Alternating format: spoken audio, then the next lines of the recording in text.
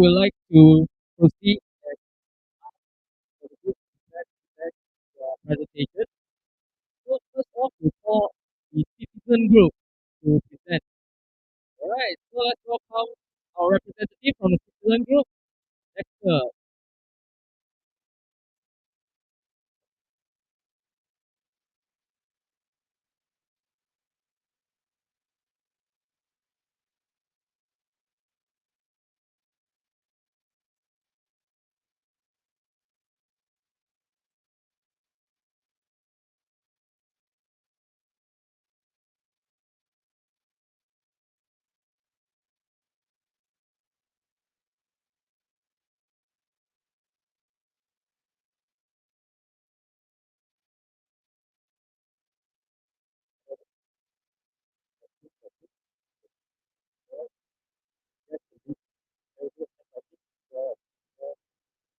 But all citizens first thing first.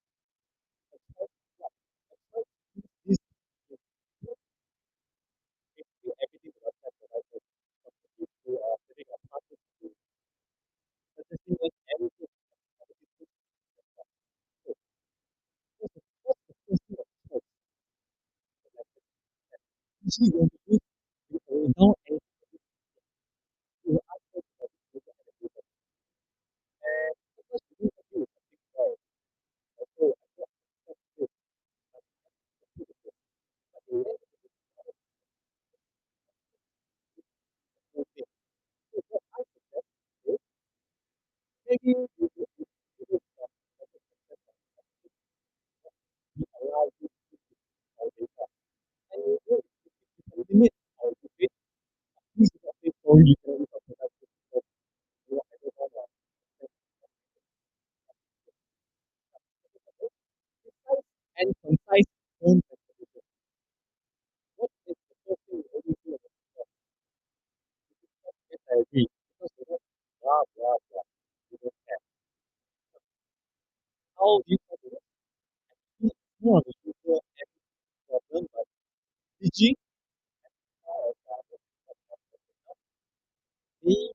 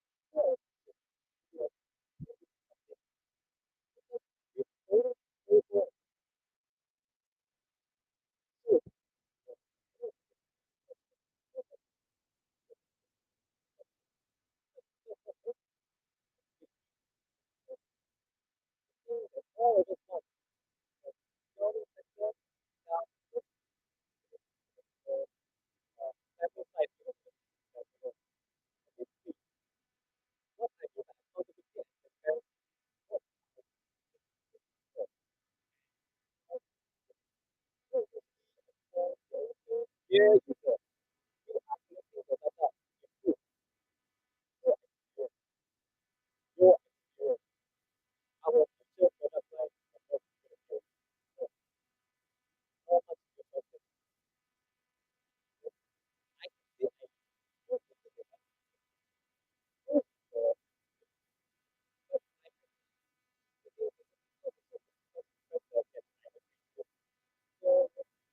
with some sort of trust, some sort of accountability and transparency.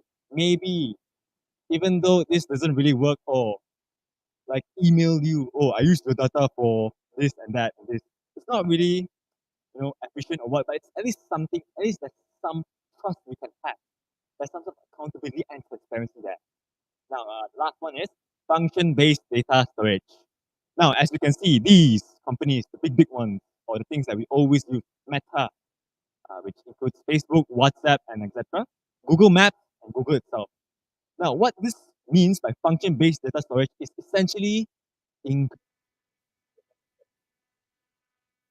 No, it's no sex. That's it.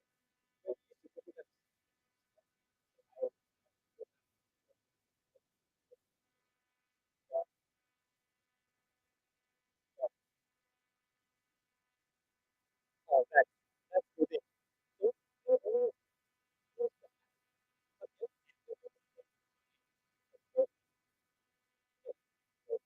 So, where I went to, you know, so you want to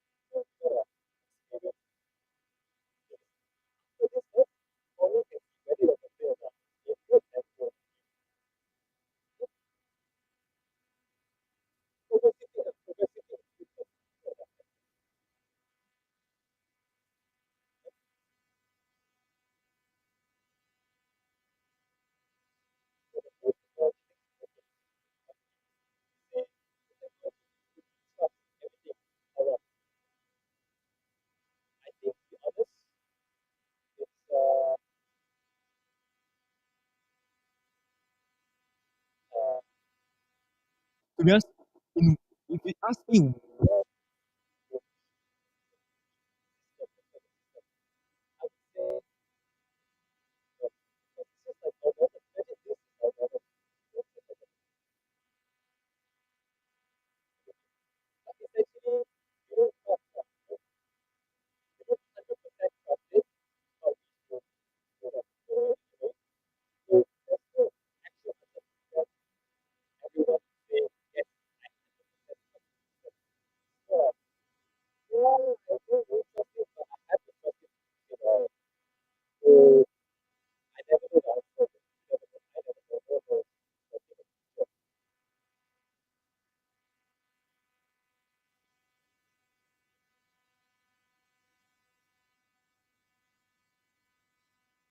which one?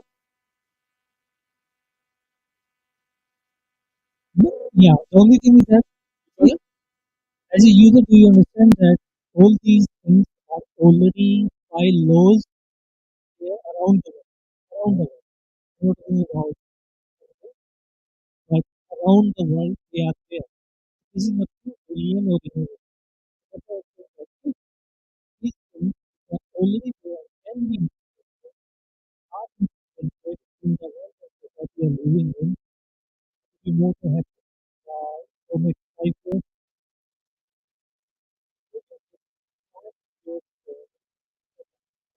yeah, yeah, yeah. Yeah, that's why my question makes sense that some time limit is 2 years online.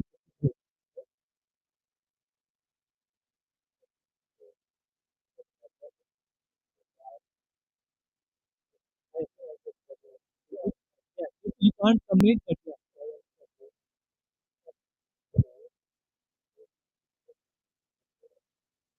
as a technologist, I'm very happy to tell everybody here that what you want is already there. It's a matter of implementing.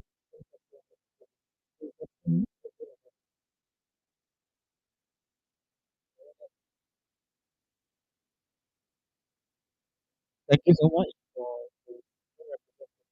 representing. Just give a hand to our young gentleman once again for the presentation. Very good storytelling. All right, so next up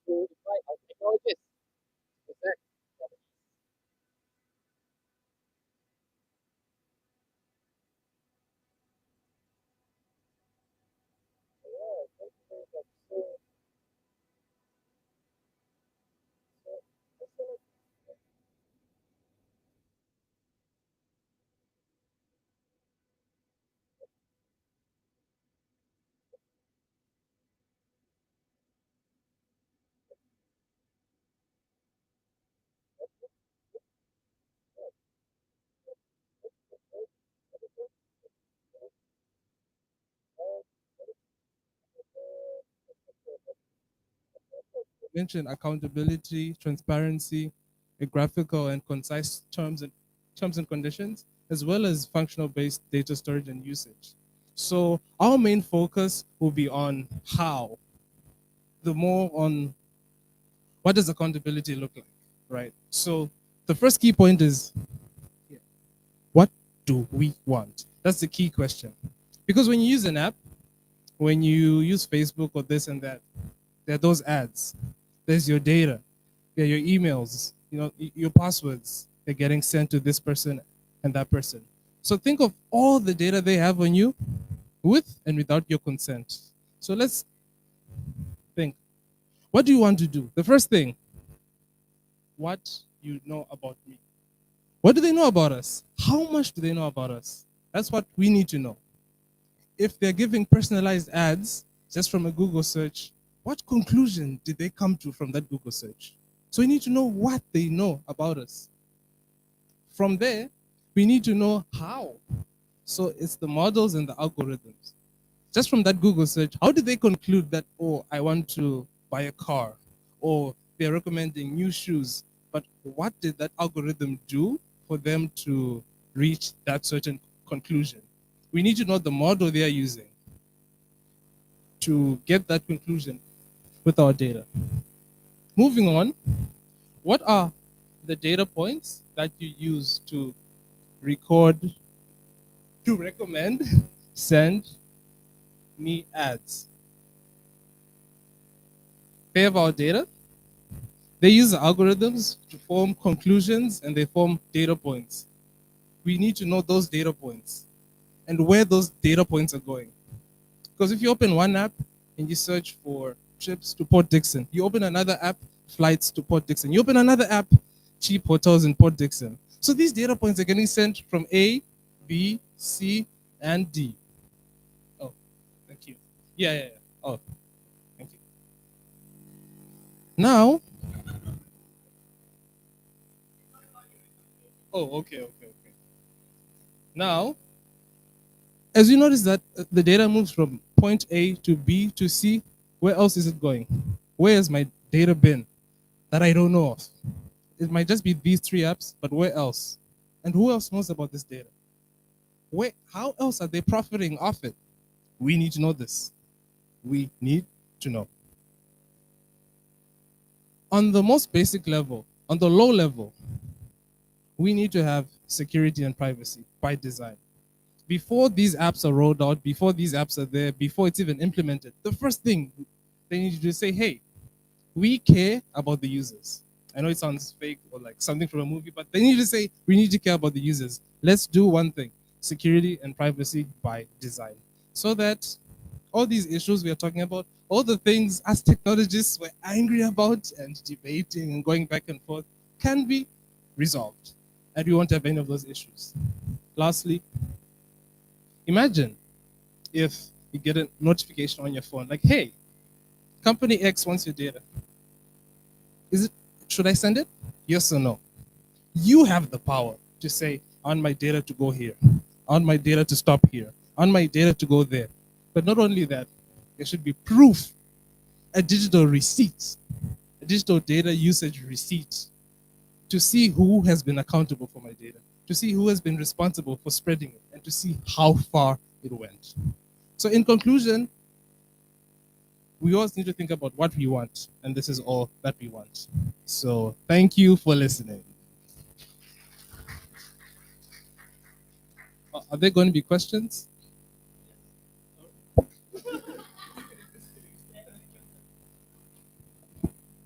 First of all, want to humbly and clearly ask you, you are talking from a technology's point of view, right? That's how you'll solve it. That's correct. Okay. Now tell me, in an ideal world, okay, again, question back to the other part, what you call civil society part, right? Will that solve your problems? Will that solve all of your problems? Come on, majority. Let's say win-win, major problems. Okay.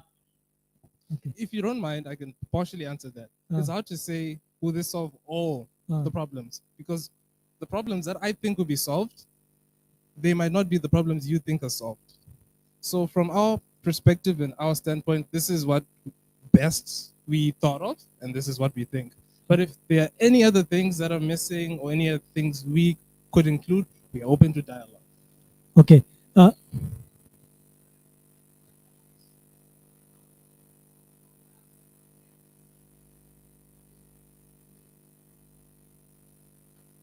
I believe so. It's not too difficult. It's not a very hard requirement. This is as basic as we can put it across. A little more depth, Kishan, following up lens. Thanks for highlighting that. Technically, how is it? This is very good to say that data will be with you and you allow, then only it will go to the website or data processor. In an ideal technical world, how you will solve it in a scalable manner? People, the civil person is looking for convenience. Okay. There are other bad guys who are looking for data. You're solving the problem of uh, uh, bad guys not misusing the data, accepted. But how you make it scalable? How are you going to technically solve this issue? That is a good question.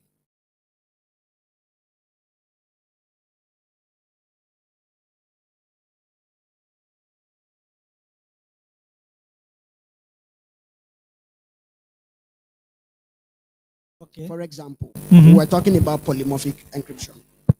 Right now, it's not scalable because it demands a lot of computing power. And most businesses won't be able to afford it. Maybe the big companies might, but the smaller companies won't be able to afford the cost, the dollars and cents cost you put on polymorphic encryption, which is what everybody really wants, including the technologists. We want that. But again, is it scalable?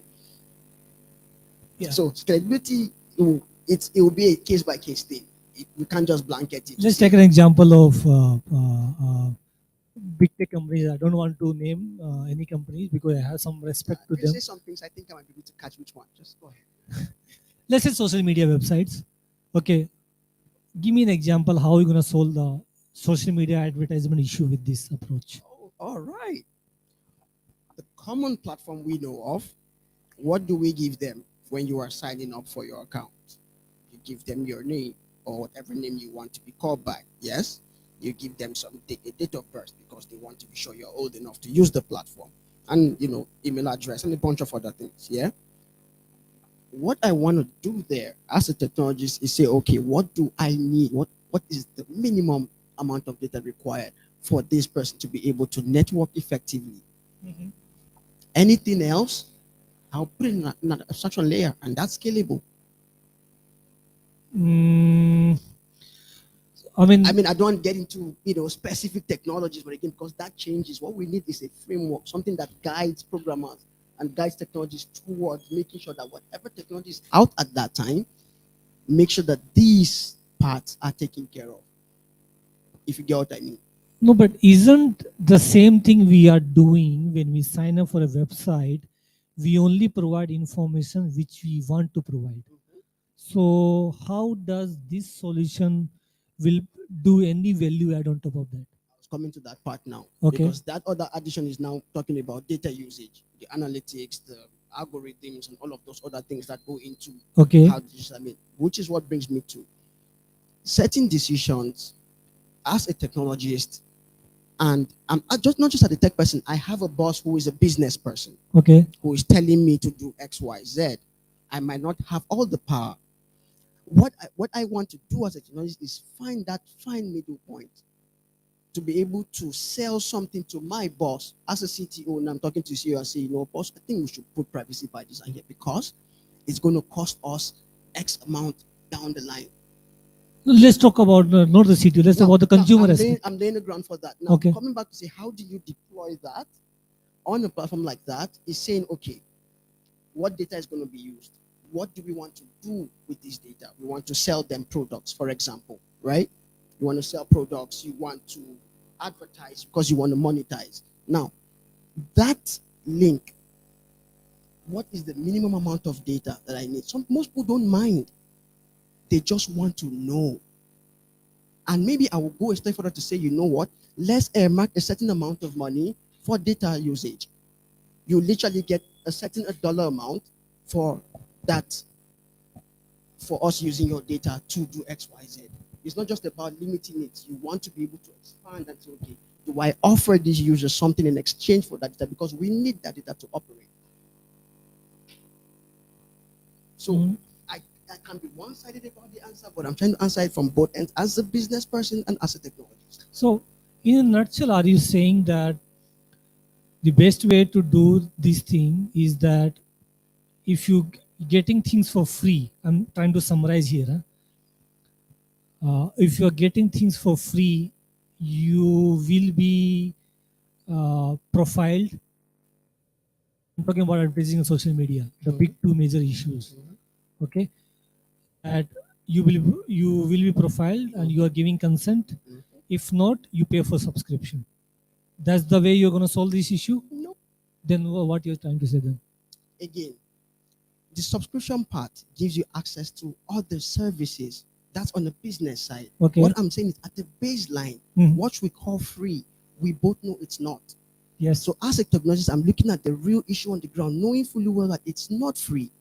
I am recommending, I want to a situation whereby I should be able to exchange and pay the user something for using that data, because we know that we need that data to work.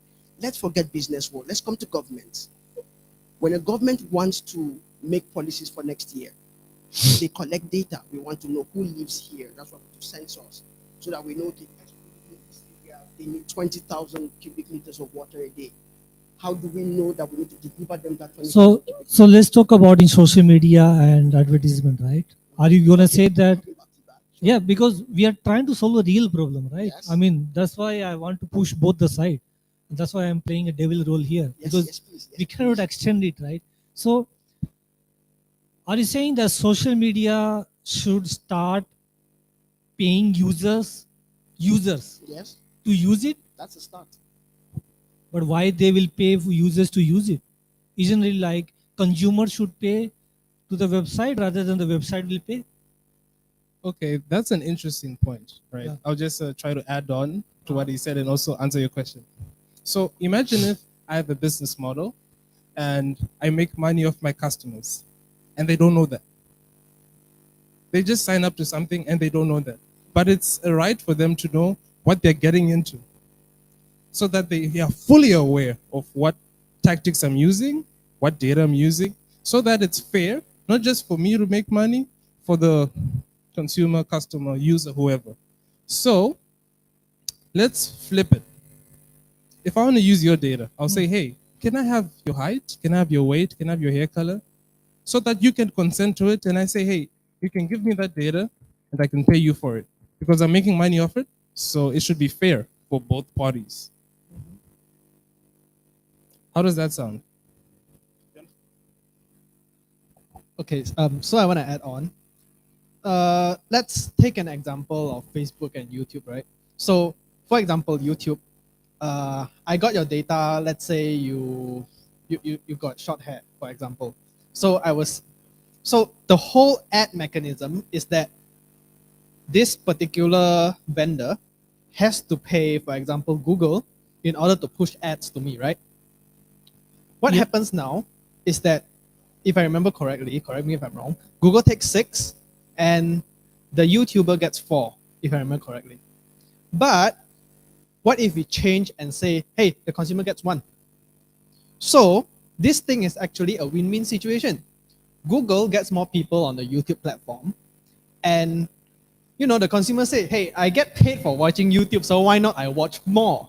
Which is profit for Google, for the consumer, and probably profit for anti-addiction centers. So yeah, it's like a win situation for Google. Like, for example, if you go to YouTube and say, hey, Google, YouTube pays me, I probably won't look at Vimeo anymore, right? Okay. So, yeah, interesting point. So now let's go back to the core of the issue. The core of the issue is that we are telling that taking out data is the problem. Behavior analysis is the problem. So now you're saying that if you give me the money, okay, you means you give me the money, you take my data, you do whatever you want to do, I'm okay with that? That's not it. That's not what we're saying. The issue here is control over our data. That's the main thing. We don't care if we make money out of it. We don't care if there's profit in it. We want to know where our data goes. Yes. That's what we want to know. Isn't that solved by privacy laws? Yes, there's some improvement which need to be done. My data. I don't want to know about her data. I don't want to know about your data. I want to know about my data. Facebook knows my data, your data, his data, her data. That's the difference. For me to know everything about my data, that's fine. For you to know everything about my data, that's not fine. Am I clear? Yeah? And I would add to that this the difference. Poor guy, he's really trying to do his best to be the devil's advocate. We got nothing against you, Yogesh.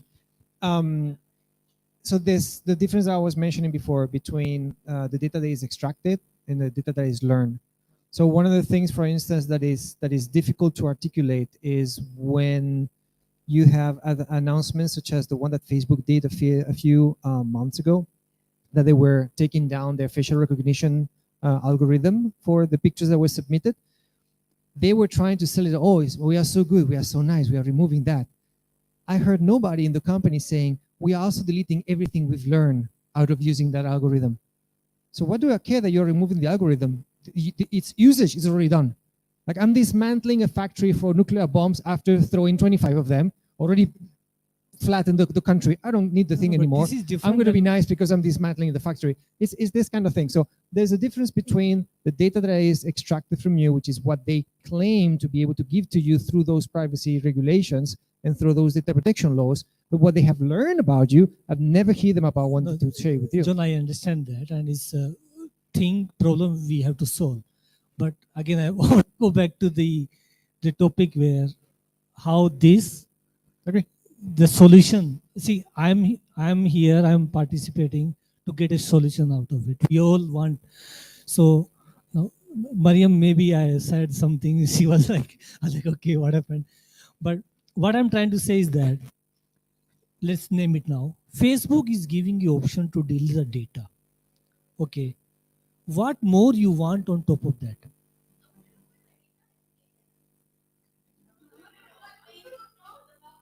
But you can download it from the Facebook.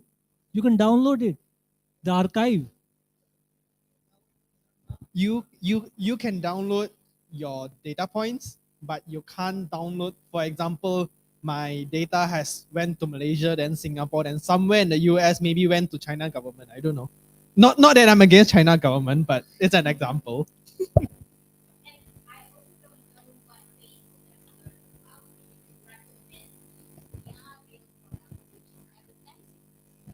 It is there. You go on ads info. It will tell you, Facebook, Instagram will tell you Okay. why they are showing you that ad. It is there.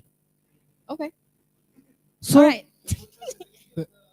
no, see, the trust, if they are doing it comprehensive and all, is a maker checker issue. Yes, Yeah. that is a. So for example, I have a question. If I Yes. download that data, Uh-huh. does it show me which advertiser used my data?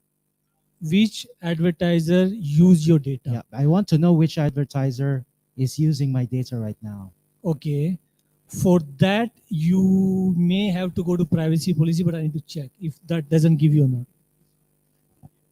Sorry, which brings me to one of the things we were discussing, and I mentioned, I said, that notification, I want to be able to be, yes, I did read your T&Cs when I was getting onto the app, but that was a blanket statement that you might be sharing my, my data with your affiliates. Of course, you will not give me a long list of your affiliates, right? But you have let me know, which is fine. All I'm saying is when the time comes when you have to trigger that clause, you're now sending my data to XYZ, SD, and PhD for whatever. Let me get a notification to say, okay, by the way, based on that agreement we had, 2 months ago when you signed up, okay, now we want to send data out. Do you agree or not? Now I'm now saying that from a business side, I want to now incentivize the user by saying, I will pay you $2.03 if you okay to this.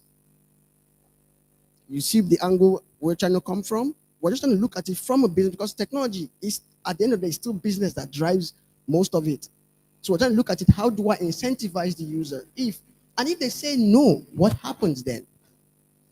Do I still not send the data? And if I don't send the data, or if I do, how does the user know that I'm telling the truth?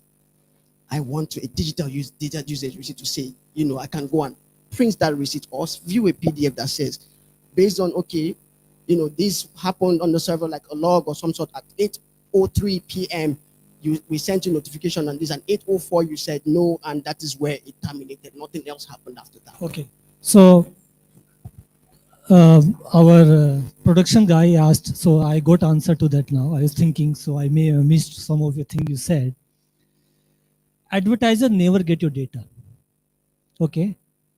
Social media provide a platform through which advertiser can target you. They don't know you.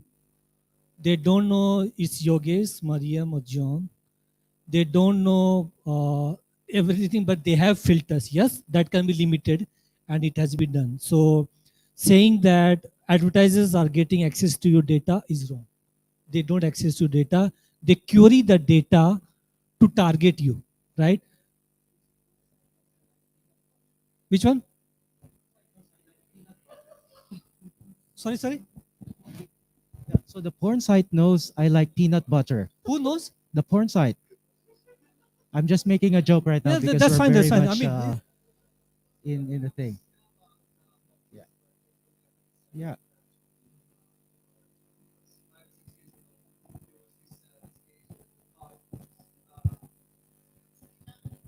Yeah, so I can't remember the specifics right now. That's blurring my mind, but I do remember that a few years back, Facebook was caught on a transaction where they sold part of the data to 30 plus other big companies. I can't remember. I believe one of them was Sony and so forth. That's what Sony and Samsung. That's why they got caught. so very bad if they have done it. But isn't that a law issue rather than technology issue?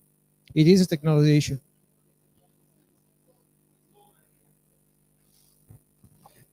It's both. I What you ask want you- to have is technology that stops that from happening to begin with. The idea is that you have data protection laws that should be the last net, not the default. Okay. The remedial system has proven that it basically creates incentives for companies to do whatever the hell they want, expecting, well, if someone complains, let them just sue us. And you can't sue a big company yourself. That's not going to happen. I mean, the situation is similar to this. Imagine that the government says all cars must have a seatbelt, and the seatbelt's function is to save your life. That's the regulation. But they don't tell you how the seatbelt is to be built, how to test if it's working, none of that. If there's no standard, nothing implemented in the law. What really happens is you and I will be waiting to see how many people get killed across the years with a specific model before believing if that model is or not reliable. Because the only way for you to know if that seatbelt is going to be saving your life is just wait for someone to have an accident and see what happens. Because the regulation is not requesting at that point in that imaginary scenario for the seatbelt to comply with a specific standard, with a specific implementation. That's the idea that you would want to have in technology. If there is a number of securities that are embedded in that legislation, they should be equally embedded in the technology transparently for you, not for you to worry about. Yeah. How about if we switch roles and we ask you questions? Sorry. How about if we switch roles and we ask you questions? Okay. I'm up for it. I will tell you how we can solve it. No. It's not about this issue. Let's just backtrack a bit. Okay. What do you understand by data? Like, if you say this website has your data, Mhm. what is data? What do they know about you? There are various data points, information. They have it. Your True. age, your sex, your information, what you Mhm. like, what you don't like. Yes, the various data points, let's say. Yeah. Correct. So let's say the data is just general information about you, the things you enter into the website, right? That's just your general data. Mhm. From that data, it becomes information, Yes. right? Because it's now like given a context and a meaning. You're a male, but you're a male who likes ABC. There's the data with meaning. Now it's information. Mhm. From that, it becomes knowledge. Yes. Then they can determine that, oh, this person what likes this. So with those definitions in mind of data, information, and knowledge, the data points, the information they have on us, and the knowledge they Mhm. have on us, that's all we want to know. Yes. We want to know how they're going to draw to those conclusions, Mhm. right? And we want to know how much of that information is used. Mhm. How far does it go? Mhm. And at the end of it, we want to be able to say, do I really want all of this to go there and there and there? Mhm. Or do I really want all of this just to be kept to myself? Mhm. Can we agree on that? Yes. Great. Okay. So that is already there. Let's talk about Facebook implementation. Let's talk about technology, right? How you gonna solve? So that is your demand as a consumer, right? Yes. So let's talk about social media. Okay. Mm-hmm. Facebook. What data you can give it to them? Sign up. If you don't want to give it to them, don't give it to them. Let's say you are given it to them. Okay. What data they have it? You can download it. Where they have used it, you can see the advertiser information. Well, the last thing, the knowledge about it, right? Yeah. Yes. Knowledge. There is a gap. I don't have answer right now. I haven't looked into it yet. But Mhm. what I'm saying is that the data and information you can already see about it. So you and I are agreeing that the information they have or that we download is not complete. There's still something missing. Discrepancy, yes. I am very much with you on that. Yeah. Yeah. I'm very much on that. But does that warrant I mean, if let's say if somebody can cross check the data, there is no discrepancy, let's say, will that solve everybody's problem about it? At least still information. Huh? We are talking very objectively now. I'm lacking it. So will that solve all the information problem? Interesting question. Okay, I'm sorry if I'm extending too long, but No, no, no, no. It's no, don't okay. kill me. Huh? I'm loving this discussion. Let's go on. Okay, let's No, go. because I want to solve this. You see, okay, currently, okay, the current data ownership regime is based on the fact that we extract data, put it into a machine, churn it out to become what? For what? Knowledge and information in this case. Yeah, but the knowledge and information for what? To predict your future behavior. Currently, that's the way that the digital economy works right now. No, Mariam, you have to understand the Yes. commercials. No, Hold on, please hold on. wait. Your commercial understanding, that is one aspect where I'm bad saying people that, right, misuse it. that's the problem, right? Because we're talking about data ownership regime because we're talking about control. The more that's what big tech corporations are doing. They are controlling all the resources to that machine, and they have what it takes to extract from us what they need, which is data, and then they process it into a predictive analytic product, and that is the commodity. We become the commodity that they sell. We have gone through this discussion, Mariam. Yeah. So if we were to, so the discussion that we have with the technologists know this. One of the main points of the past 2 days is the fact that when we presented the principle I am my data, I have not met a single technologist that disagreed with that. I agree with that too, but Yeah. hold on. Yeah. So this solution, why we want to know? Why we want to know what Facebook knows? Why we want to know what Google knows? Why we want to know what TikTok, Shopee, whatever knows about us? Why do we want to know where our data goes? It's because we want to take back that ownership of that data because it's us. That's the main point. To take back that control for ourselves because we are that citizens right now that are being sidelined. Nobody's depriving you from that right, Mariam. No, hold on. It is already there by laws. It is by laws already there.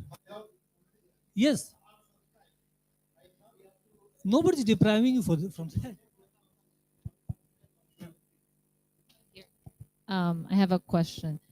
Uh, so this is the commitment of the technologies that are here, right? So Yes. actually, have yes. Yes, this is like a framework that would be ideal to use in order to commit To better tech. to better. Exactly. Yeah, this is something that that the participants in this room say.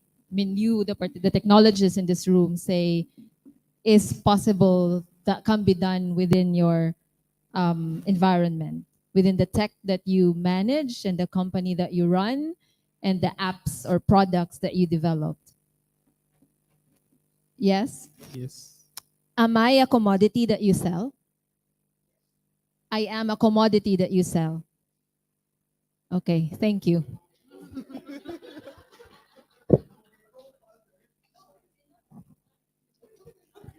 From a user perspective. And what we do, people go further, is actually tell you what to do. It doesn't just stop at predicting your future behavior, it goes as far as telling you what to buy. Herding is like IKEA. The arrows, they want you to go through every single stop so that you can see everything and buy more. It's basically that they herd you towards, and when you like it, they don't know, okay, they've gotten a reaction from you. If you go thumbs down, like, okay, he doesn't like that. So it's basically that. But I mean, of course, these are not silver bullets. These are not silver bullets. We're looking at, based on what we have access to right now in terms of technology, how can we best serve the end user of these products? And as a technologist, I think it's fair to say, talking in his language, that you guys want knowledge, information, learning problem to be solved. Knowledge and information, I can clearly say that there are rules and regulations available and tools available. It's just the learning part where we need to do more and more controls and ownership. Fair thing to say? Okay. All right. I take that way to solve this. Okay. Thank you. But how we'll do it, how we will do it, we still need to find it out. Yeah. Yes. Okay.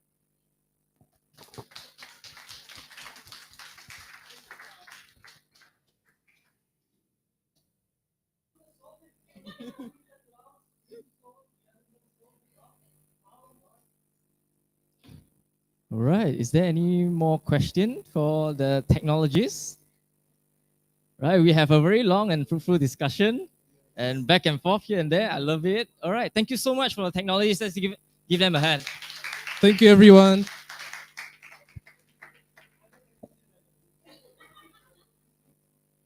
All right. So we'll move on to the next session, which is more towards, we would like to listen to all of you, or perhaps a few of you, to share about as a citizen and a technology. So we'll move on to the sharing session on some different insights. We'll go to different groups. We'll approach the citizen first, then we'll move on to the technologists. Okay, perhaps one or two of you can share your insight on what do you think about, about each other's presentation.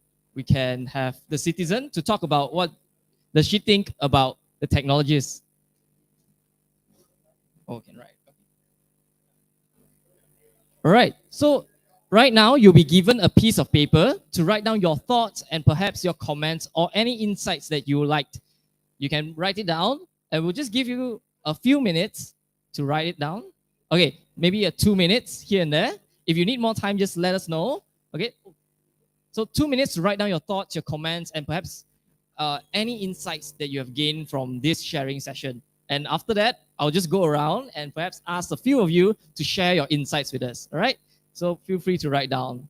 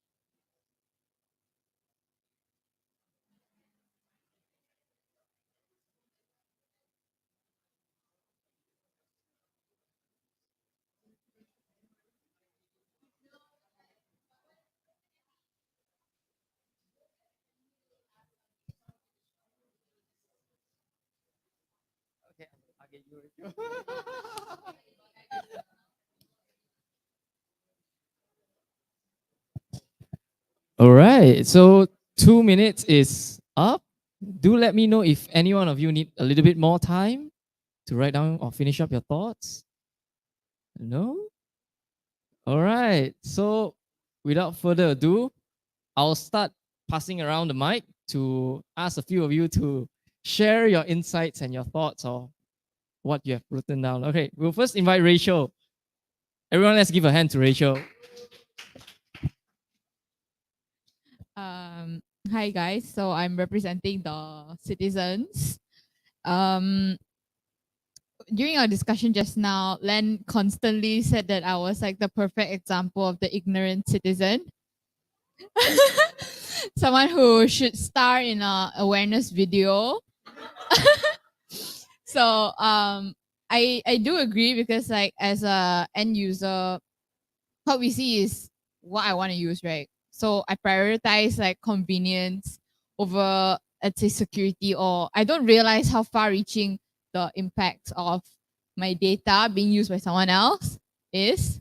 So yeah, like so during the discussion, something like was raised like, should we retain the data and what's the period of deletion? And then I asked a question saying, does it really matter whether it deletes after like 6 months or a year? Then I mean, it's just going to show me targeted ads. So in my opinion, I mean, my limited view of what my data can do, it's just, oh, targeted ads. Oh, that's not so bad. But if you read like stories online and stuff, they tell you that your data, your behavioral data, can be used to manipulate like who you elect. I mean, who you vote for in elections, which boils down to human rights. So then I realized from this discussion that how important it is to be aware and basically own that data, because data knowledge, as we know, is power. And I'm going to say something very cheesy, but like with power comes great responsibility. So yeah, that's all from me. All right, let's give a hand to Rachel. Yay. Okay, so I'll move on to the technologists. I think there's a lot of you. So may I ask if there's any volunteer that would like to share? All right, we do have one. Thank you. Hi.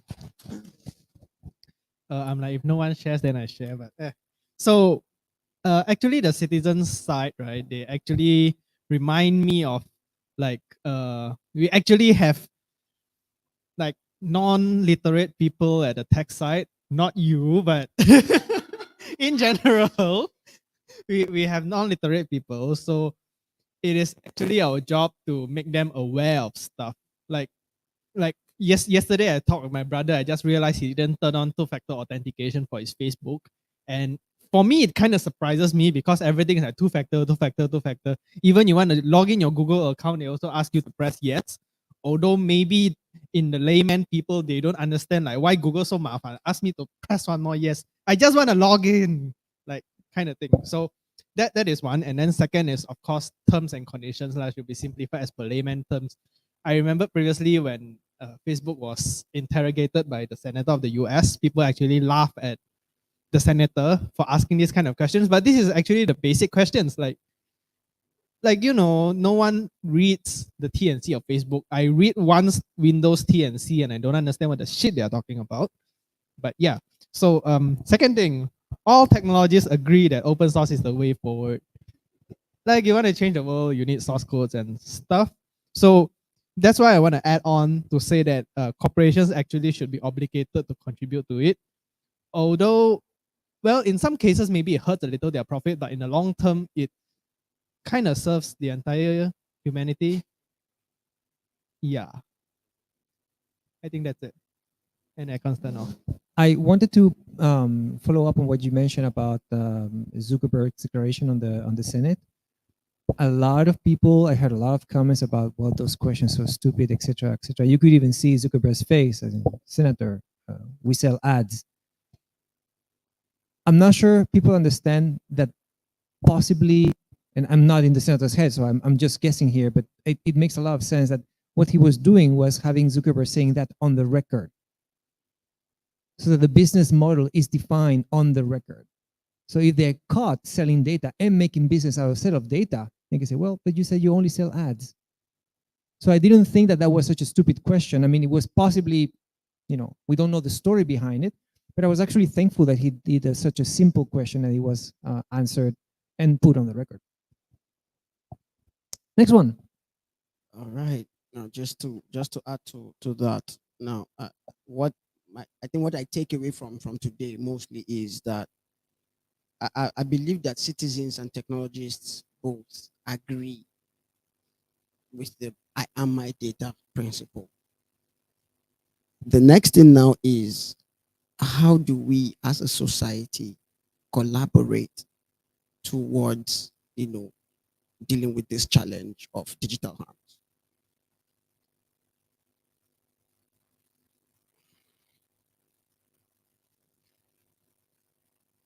As a citizen, I'm trying to come from a non-tech perspective. Find out who your legislators are. Because at the end of the day, all of these policies, it's politics. Just a small link there, and politics is local. So that change, yes, as technologists, we will do our part technologically and all of that, but we need some kind of backing. And it also calls for the citizens now to cry out and say, the government, our legislators, we need some laws on privacy, on security, and we want it done this way because we went to a talk and they said security by design or privacy by design, and we want it. We might not understand it, but we want it. So we want people from the citizen side. That is one way you can help the technologists actually make this change. Because some of us in our companies, we scream, but if you're not the boss. But yeah, thank you.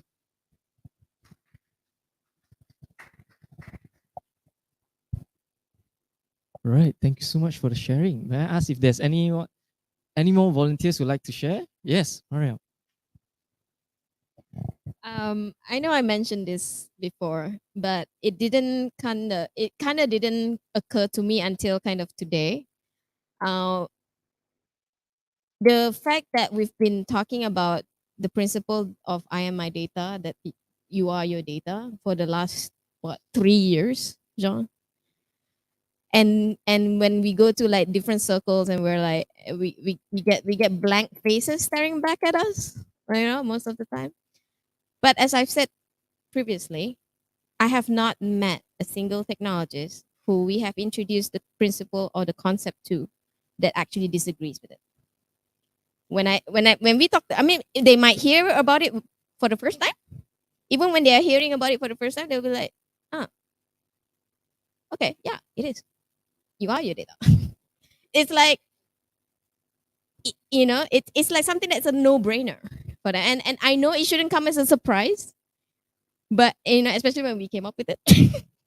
But it becomes a surprise when, because of the reaction of non-technologists towards the principles had been so non-encouraging, that it is actually very encouraging when the very people that we want to cater to, the very people we want to reach to, they understand us, and that's what matters. So thank you so much.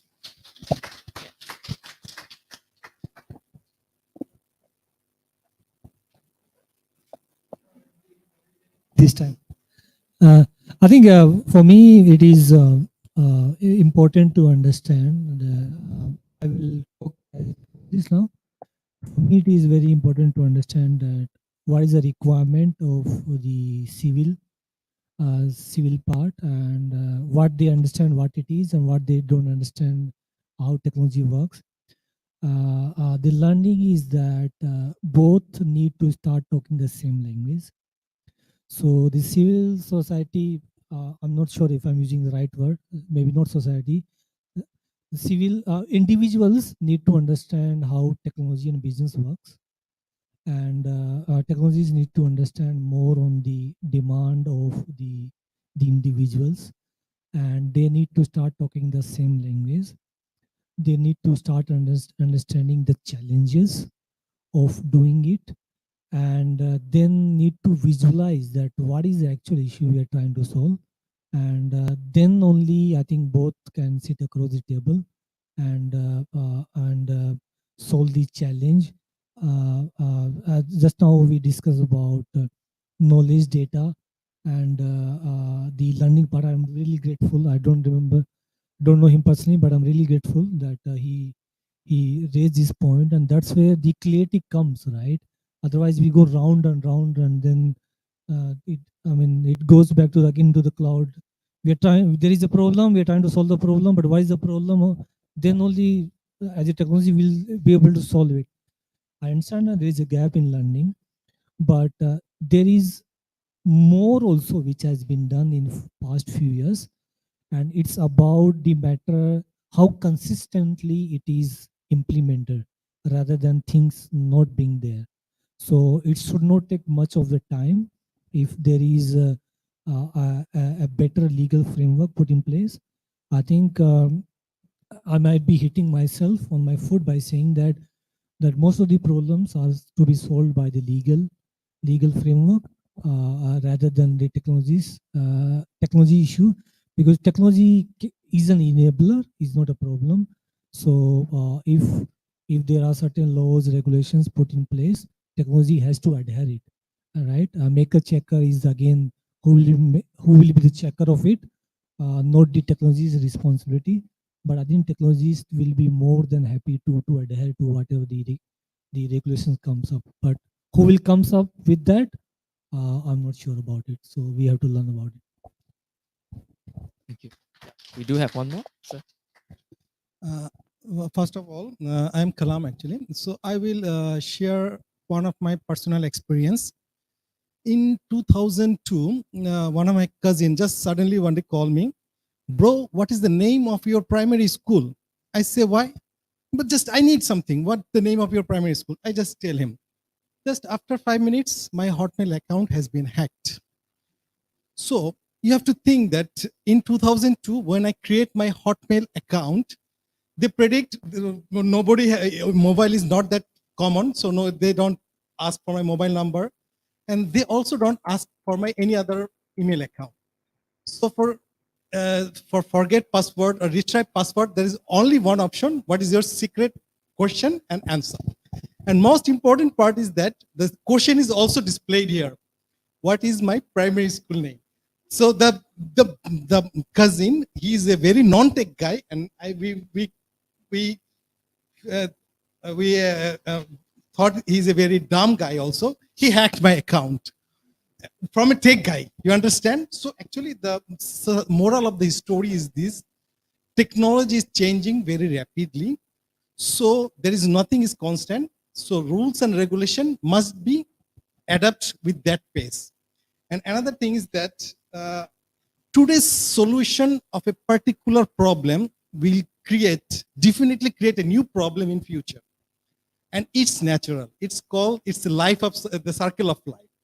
So that's why the thing we are doing right now, it will be also must be carry on, because we have solved any problem and it definitely create another problem, and we have to solve that problem also. So this is the insight of my thoughts of this today's gathering and meeting. Thank you. Right. May I ask if there's anyone who would like to also share? Would you? All right.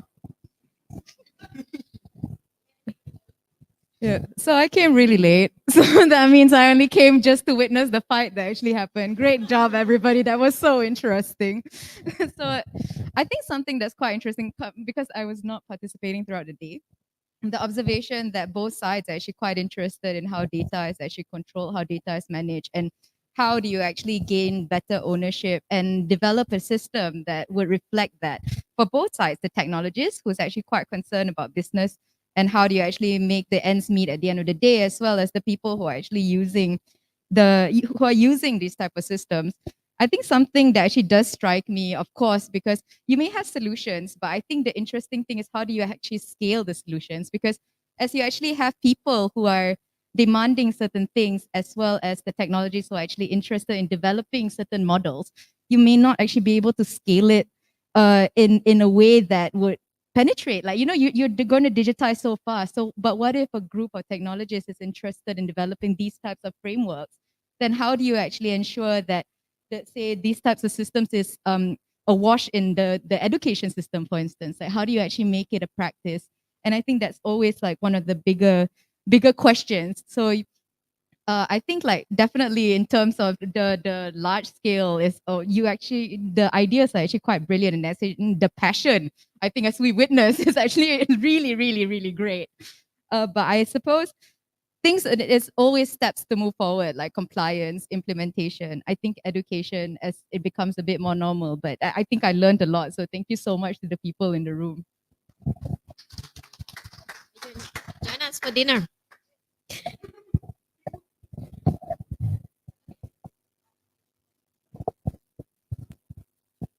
I think we can still go with one more if there's anyone who would like to share. All good. Len, would you like to share? So first, and you know it all, so my first insight is, you confirmed it triple time, that I am a commodity that technologists sell. But actually, I also found out today that there are technologists like you guys here who actually care for me. So thank you. That's a very heartwarming one. That was a statement that will go, oh, kind of. Thank you so much, everyone, for sharing. I think all of you can just give a hand to yourself and just clap and just thank you for sharing all of this. I think just throughout this field discussion, I think we do realize that, from a citizen's point of view and also the technologist point of view, both are actually, perhaps I would say, on the same page. Like just now when we present on a citizen point of view, there are things that we brought up, but actually it's there, but perhaps the citizen is not aware of it. And also as a citizen, we don't know how important it is that our data is, and how perhaps there are companies or enterprise out there who are leveraging on this part of us that is not aware of this importance and using it. But also at the same time, knowing that the technologists, all of you guys here, are passionate enough and also willing to come up with a model. Like just now, something that I was very, in a way, it got me shaking my head. It's like, that's right. It's like the model of proposing that if we were to use your data, we will give you something in return to be fair, because our data itself, we understand that data is important, but we don't value data as much as we value money as of now, because that's not what we perceive. But actually, data itself is also valuable. So giving something in return for you to develop something better for us, it's a fair trade. So that was something that I felt it's very nice. Yeah, in a way, I can't really think of much words. So thank you so much for sharing, and just a humble little note from myself. So I think, well, all good things come to an end. So in order to close this session, I would like to invite Mr. John for his closing statement. Thank you. All right, that was a long day. I want first and foremost, thank you all for coming, for spending the day with us. The conversations have been quite interesting. I was looking from afar there, how this table here of technologies that I was expecting to have, some conversation was even more than I expected. And the one from the citizens, I was hoping or sort of concerned that it could be a little bit more mellow. Actually, they were all over the place trying to figure out how to put their ideas there. So that was absolutely great to see. I was also very happy with the feedback that we got today with Gerald and Sean, who were with us during the presentation of the policy brief. All in all, it was quite a nice day, I have to say. So I would like to really thank you for coming, for participating, for giving us your ideas, for sharing with us. I hope this is not going to be the end of it, that even when you go just home, you keep thinking about the concept we've been discussing, that it grows into you. If I have to answer the piece of paper you were passing before, I was thinking that I used to be someone who couldn't sleep for many nights for being concerned about what was going on with the data. And now I sleep less, but happier ever since I started all of this. So it really fulfills. So this will be the end for tonight, although not the end of the night. For some of you who can join us, we're going to be going for a dinner together, and for sorry guys, and those who are on the streaming.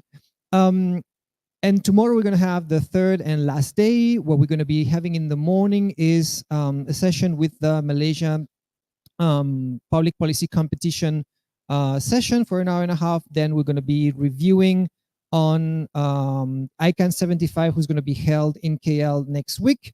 So we're going to be giving a bit of an overview of how ICANN functions, what is its function, how to participate in that, doing almost 7 days that are going to be in KL. And then in the afternoon, we're going to be reconnecting again with APR AGF to see one of the sessions, and then the closing plenary. The closing plenary, I would recommend it for you to watch, even if it's going to be online, because it's where more interaction with the committee happens, when more feedback can be provided. And it's kind of a very good place to try to convey with them the kind of topics that we would like to see on future APR AGFs and so forth. So again, thanks a lot for you for coming, and see you soon. See you tomorrow. Thank you, guys. Thank you, John, and thank you, everyone. We'd like to also take this time to thank the online participant for sitting through the entire day and joining us virtually from your house. So thank you so much for joining us.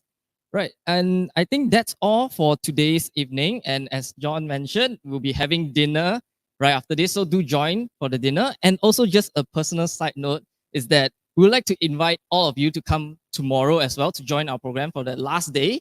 And especially that we'll be having students from the different universities that will be coming here to present their policy proposals that they have gone through for the Malaysian public policy competition. They have been putting in effort to recommend and also propose policies. So we'll appreciate you to come and listen to their briefs and also perhaps ask them a few questions. Thank you so much and have a great evening. Thank you.